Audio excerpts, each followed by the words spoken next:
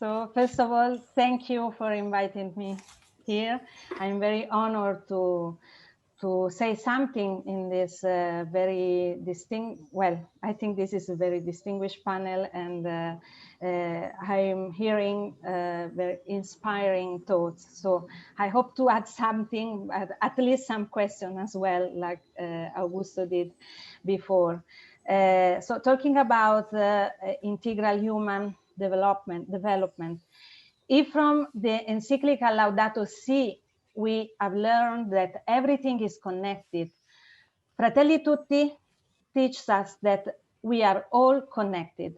And thus we ask, how can the economy change if we are to maintain together people, individuals, people, relations, society, nature, the care of our common home?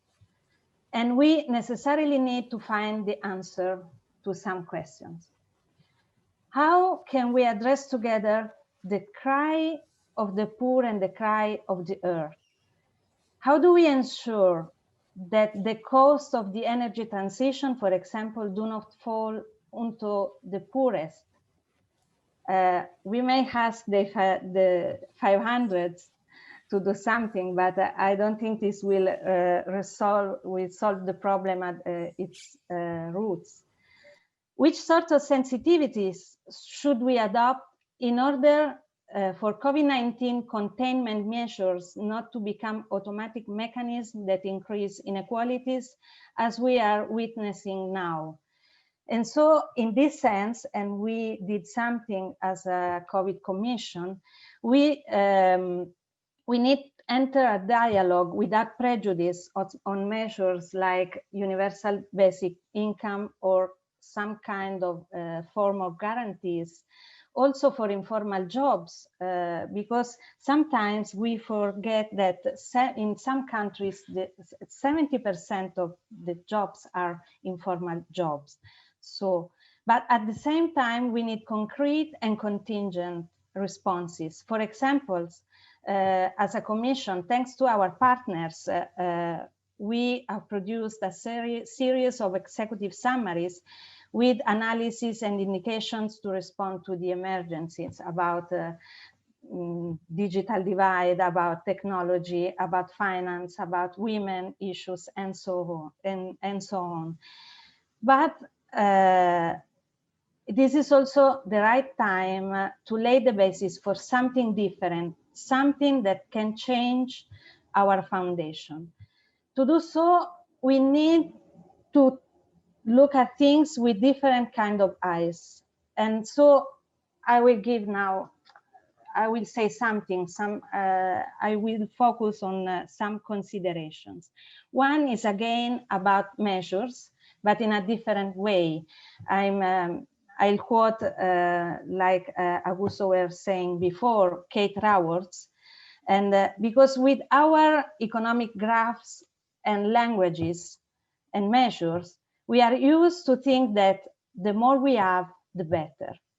In a passage in the Donuts Economics book, Kate Raworth says, spatial metaphors such as good is up, good is in front, have become deeply rooted in Western culture, shaping our way of thinking and speaking. And so maybe we need a change in our metaphors from good is upwards to good is in balance. And maybe we need to have a degree of imagination, like Sister Ellen was saying before, to do this. And talking about again about measures from another point of view, maybe this is the right moment to change some measures that are now standardized in the international accounting standards. For example, work continues to be considered a cost for a company. The so-called human capital should be considered an investment and not a cost. If I hire and form and train people, I have a cost as a company. If I buy a machine, it is an investment. The formal motivation for all this is that people cannot be considered a company asset, in that they are not property of the company and the latter does not have the total control over them. It is right. But these principles were established following the abolition of slavery. Slaves were considered the company's property. Maybe now things are changed, and perhaps the accountancy of the 21st century should consider that thinking of work as a cost to compress is a new form of slavery for workers. And maybe this principle should be rethought. And the second consideration is about the word care, because the pandemic allowed us to rediscover the importance of care. We have experimented, because we had to go without, the value of a hug or a caress. Care is a dimension that we have failed to adequately foster in our society. In Fratelli Tutti, Pope Francis says, "Let us admit that for all the progress we have made, we are still illiterate when it comes to accompanying, caring for, and supporting the most frail and vulnerable members of our developed societies." End of the quote. We know how to reach the moon, but we haven't learned the language of taking care of each other. We may know how to do that in our inner circles, but it is not a social attitude. And yet, both care and work are two fundamental dimensions of human being. How come through work we have managed to advance and reach enormous progress, and we are far behind when it comes to the ability to care? I would like to give perhaps a bold interpretation. We have not learned from the alphabet and the semantic of care because we have always relegated it to the private sphere, and particularly to women.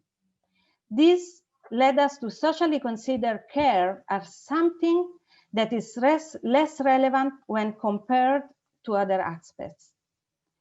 We all agree that work gives us dignity, to the point that not being able to work represents a social suffering, other than economic, of course. We see work as human flourishing and realization, but this does not extend to care.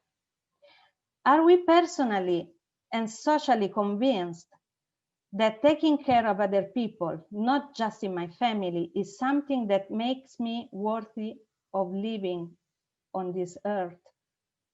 What does it mean to take care? It is about gestures of attentiveness, listening, taking care of who needs at any given moment, helping an elderly person to eat or get dressed, reading fairy tales to a child, and so on. We are not talking about organized and professional care. Usually, when we meet a person for the first time, we introduce ourselves and we ask them, "What do you do? What's your job? What do you study?" We do not ask them, "Who do you care for?" Care is usually considered a distraction from more important jobs. Outsource it usually to women or people who do it on behalf of others and live off of this, often miserably. The very fact that the remunerations to those who carry out these jobs for a living are lower than the average suggests that care does not have high social consideration. So we must discover, much like when we need a school to learn how to read and write, so we need practice to learn the alphabet of care. And we need to learn ever since we are children. To do so, we must discover, as people in need of this experience, to remain human. By taking care of the other, I take care of myself. My ability to feel in reciprocity ends to feel more human. We need to bring back care to the public scene. We should not accept the fact that there are legislators and decision makers that do not have somebody to care for. Pandemic responses seem to be more effective in countries where women had responsibility roles. Could it be because they have experience in caring? So you will think now that I'm suggesting to have more women in this kind of roles, but no, it's not my suggestion. I think that everyone should learn the ABC of care, and that care should have a space in economic and social sphere. So this is a way to get out of this crisis better, and maybe in the article, the 24 in the International Covenant quoted by Jeffrey Sachs, we may add the right to have holidays and also the right to take care to other people.